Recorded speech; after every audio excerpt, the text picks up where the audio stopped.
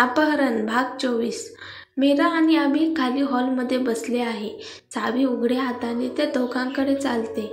मीरा आणि अभिनेही चावीला मिठी मारण्यासाठी हात पसरले, परंतु चावी त्या दोघांपासून दूर जाते आणि मागे उभ्या असलेल्या अचलकडे जाते आणि त्याला मिठी मारते आणि त्याच्या गालाला किस करते आणि म्हणते, तो किती चांगला आहे. ती पाहते की सर्वजण तिच्याकडे विचित्र नजरेने पाहत आहेत आणि तिने नुकतेच काय केले हे तिला समजले. चावी डोळे बंद करते आणि ओठ चावते आणि म्हणते, मी खूप उत्तेजित झाले. असे बोलून चावी पटकन अभि आणि मीराला विचारते, तुम्ही इथे? मीरा म्हणते, अचलने तुझ्यासोबत शॉपिंग करण्यासाठी बोलवले आहे. हे ऐकून चावी खुश होते आणि दोघींचा हात धरून घराबाहेर पडते. अचलच्या चेहऱ्यावर जास्त हसू आले.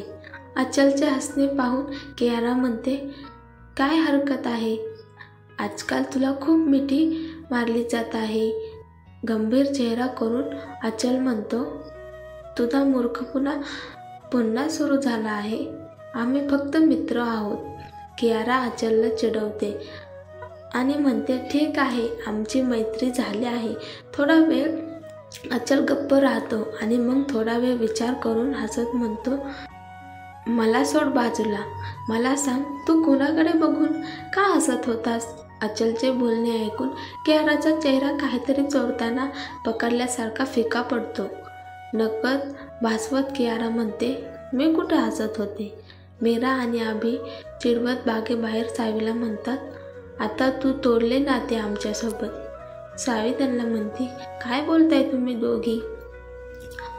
अभि चावीला म्हणतो, बहीण आता बहीण नाही. आज तू आमची हृदय तोडलीस. तू आता मैत्रीण नाहीस. चावी त्यांना म्हणते, थांबा तुम्ही दोघी. आता तुझं नाटक बंद कर. मी तिला खूप मिठी मारत होतो. चावीसोबत अभि आणि मीरा मॉलमध्ये असल्याने ती आनंदी होती.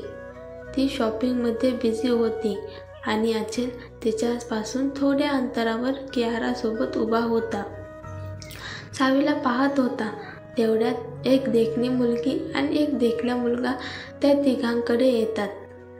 त्या मुलामुलीने तिघांनाही एक एक करून मिठी मारली. कियारा आणि अचलची नजर त्यांच्यावर पडली की दोघांचेही डोळे लहान होतात. अचल आणि कियारा त्या सर्वांकडे जातात. अचल आणि कियारा त्या दोन मुलामुलीकडे विचित्र नजरेने बघत होते. तेव्हा त्यातील मुलाने, जो मुलीपेक्षा थोडा मोठा दिसत होता, त्याने कियारा आणि अचलचे कौतुक केले.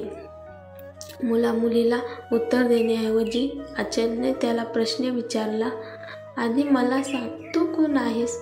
मुलगा उत्तर देण्याआधीच चावी म्हणाली, तो आमचा मित्र आहे. मुलाकडे बोट दाखवत चावी म्हणते, हा आमीन माझा वर्गमित्र आणि मित्र आहे. अभि मुलीकडे बोट दाखवून म्हणते, ही आयशा आमीनची लहान बहीण आणि माझी मैत्रीण आहे. आमीन चावीकडे पाहतो आणि म्हणतो की तू आमच्याबद्दल सांगितले आहेस, आता त्यांच्याबद्दलही सांग. अभि या लोकांनी आम्हाला. अभि पुढे काही बोलायच्या आधीच चावी त्याला अडवत म्हणाली, हे मिस्टर अचल, हे दोघे आमचे बॉस आहेत आणि ही कियारा. मग अचलकडे बघून चावी म्हणाली, सर, तुम्ही दोघे इथे कसे आलात? चावी तिच्या डोळ्यांनी कियाराला त्यांच्याशी सहमत होण्यासाठी इशारा करते. कियारा म्हणते, आम्ही काही कामासाठी आलो आहोत. ठीक आहे, तुम्ही तुमची खरेदी सुरू ठेवा. असे म्हणत कियारा अचलचा हात धरून त्याला तिथून दूर घेऊन जाते. चावी अभिला म्हणते, चला त्या मार्गाने खरेदी करूया. ते पाचही जण दुसरीकडे जाऊ लागतात. चावी त्या सगळ्यांच्या मागे लागली होती. तेवढ्यात कोणीतरी चावीचा हात धरत आणि तिला पलीकडे खेचतो. चावी ओरडायला तोंड उघडते तेव्हा कोणीतरी तिच्या तोंडावर हात ठेवतो आणि म्हणतो, ओरडू नकोस, मी आहे. चावीला समोर उभा असलेला अचल दिसला. चावीला त्याला हात काढण्यासाठी इशारा केला. अचल चावीच्या तोंडावरून हात काढून घेतो आणि म्हणतो, तू त्या मुलामुलीशी खोटं का बोललीस? सावी एक भुया उचलते आणि म्हणते, मग तुम्ही त्यांना काय सांगाल की तुम्ही दोघांनी आमचे अपहरण केले आहे?